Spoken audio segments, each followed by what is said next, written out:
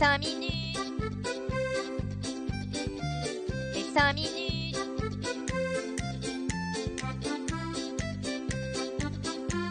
Les 5 minutes du coin. Bonjour à tous et bienvenue pour ce nouvel épisode des 5 minutes du coin.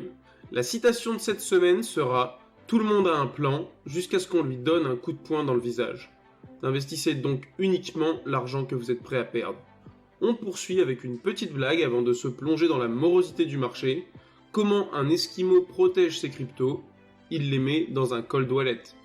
Je vous conseille d'ailleurs de faire comme cet esquimau car en ce moment les exchanges n'ont pas le vent en poupe. Bon allez, c'est parti, on peut commencer avec le blabla habituel, encore plus répétitif que d'avoir votre grand-mère de 92 ans au téléphone.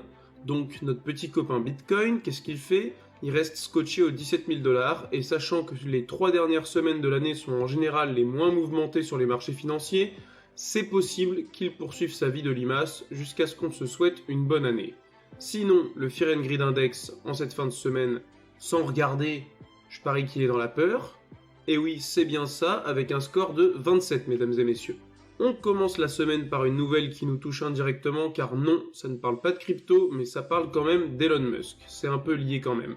Tonton Elon a lancé comme un con, cette semaine, un sondage sur Twitter dans lequel il demandait aux gens de voter oui ou non, et la question c'était tout simplement « Dois-je démissionner de la tête de Twitter ?» Et il s'engage à le faire en cas de résultat positif. Après 17 502 391 votes, c'est le oui qui l'emporte à 57,5%. S'il se tient donc au résultat, dans les semaines à venir, une nouvelle personne devrait prendre les rênes de l'entreprise à l'oiseau bleu. Pour nous, pauvres mortels, aux quelques dizaines ou centaines d'abonnés, je pense pas que ça va changer grand chose. Qu'est-ce qu'on dit déjà? Too big to fail? Trop gros pour échouer en français? Je crois que dans la crypto, cette phrase, c'est de la bonne grosse merde. Ça s'applique uniquement aux grandes boîtes institutionnelles qui se font sauver par leurs états. Car avec la chute de FTX, on en a bien eu la preuve et c'est un autre facteur qui nous le démontre aujourd'hui. Nous allons nous pencher sur Core Scientific, une des plus grosses sociétés de minage de Bitcoin au monde, détenant quasiment 10% du hash rate mondial. En gros, les mecs, toutes les 10 minutes, ils récupèrent 0,625 Bitcoin. Je me suis donc amusé à calculer ça. Ça représente 3,75 bitcoins par heure, donc 90 par jour, donc en moyenne 270 par mois. De quoi plutôt nous faire tourner la tête. Malgré cette production hallucinante, l'entreprise s'est placée sous le chapitre 11, qui est celui des faillites aux États-Unis, car oui, c'est une boîte américaine. Cependant, cela ne veut pas forcément dire que la guerre est perdue pour eux. En effet, le chapitre 11 offre la possibilité de continuer son activité en décalant l'échéance de paiement des créanciers. Il est clair qu'avec autant de création de Bitcoin, si son prix remonte, ils seraient très rapidement en mesure de rembourser le gros de leurs créances, qui s'élève à 1 milliard de $. Cela nous rappelle encore une fois que dans le monde des cryptos, mieux vaut ne pas miser toutes ses billes sur le même cheval et que même le favori peut avoir de grosses difficultés.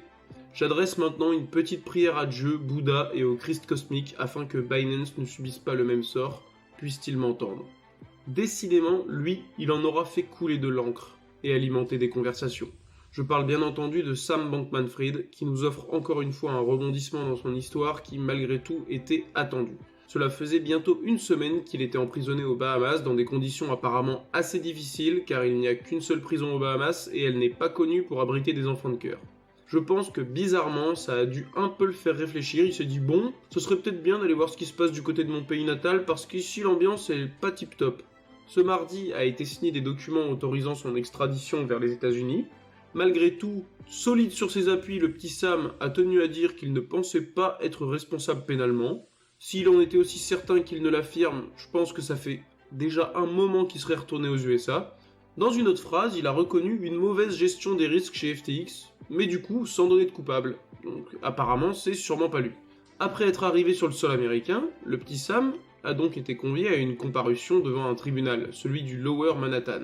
Et ce dernier a réussi à être tout simplement libéré. Bon, quand je dis ça, son procès est très loin d'être terminé, cependant il a été libéré sous caution, qui d'ailleurs fait polémique car cette dernière a été fixée à 250 millions de $. De plus, on sait que uniquement 3 millions ont été payés par ses parents, mais que 247 millions proviennent de sources inconnues. Autrement dit, il y a de fortes chances qu'il lui restait pas uniquement 100 000 $ au pauvre petit Sam et qu'il ait pu payer lui-même sa caution avec l'argent volé des utilisateurs.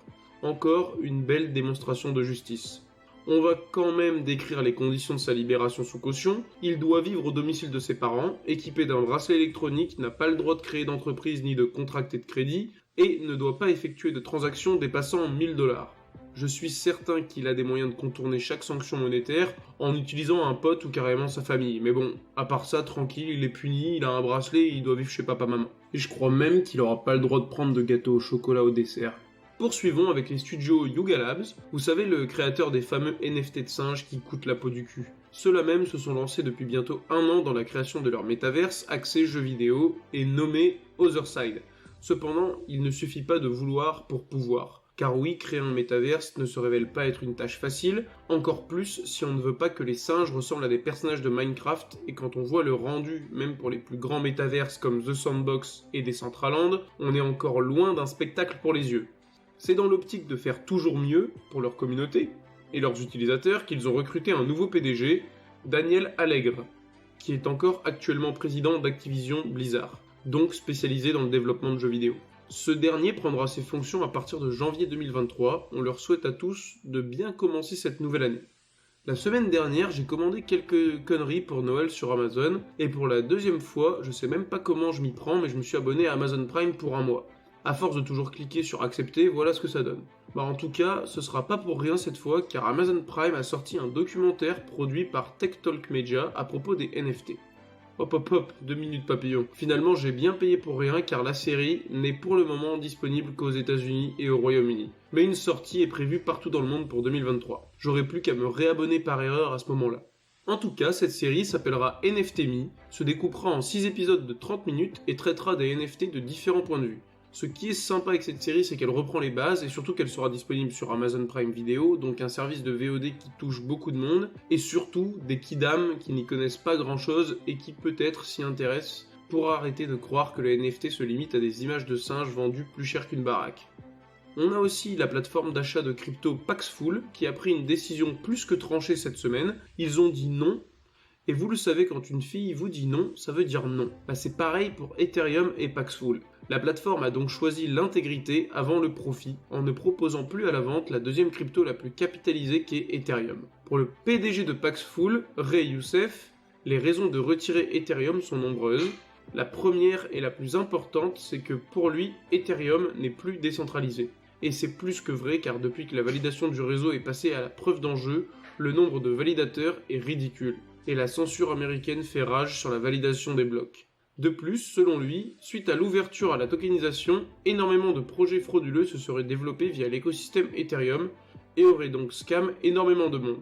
Pour lui, tout cela est contraire à l'idéologie que veut apporter Bitcoin au monde et est contre-productif pour l'écosystème. C'est donc sans regret que leur plateforme a sorti son plus beau Hasta la Vista Baby à la deuxième plus grosse crypto mondiale. Apparemment, en Inde, ils auraient enfin compris qui serait derrière tous les problèmes économiques et surtout derrière la crise financière en cours et à venir.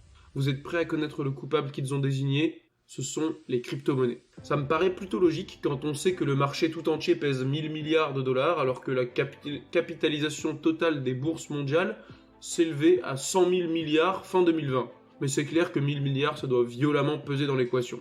Bon, après, on parle quand même d'un pays qui vénère les vaches, faut peut-être pas trop leur en demander non plus. Le mieux à faire, ça reste l'ignorance et se faire un bon faux filet frites en signe de protestation. Bon, la réalité est quand même plus insidieuse. En effet, si la Banque Centrale Indienne désigne les crypto-monnaies comme la cause de tous leurs maux, c'est surtout qu'elle n'en veut pas. Et le président de cette banque centrale, Shaktikanta Das, n'a d'ailleurs pas mâché ses mots en disant qu'elle devrait être bannie et interdite. J'ai l'impression qu'on a trouvé le futur date Tinder de Madame Laluc. Vous les imaginez un peu au lit ? Oh, alors comme ça t'aimes pas les cryptos toi, hein ? Oh oui, j'ai même dit que j'allais les bannir, ces saloperies. Oh oui, dis-moi encore des choses comme ça, traite-moi comme une maximaliste. Bon, je vais m'arrêter là, car après je pense qu'on pourrait tous perdre une part de notre sensibilité en s'imaginant la scène. On termine la semaine par le saint graal de l'actualité, l'incontournable hack.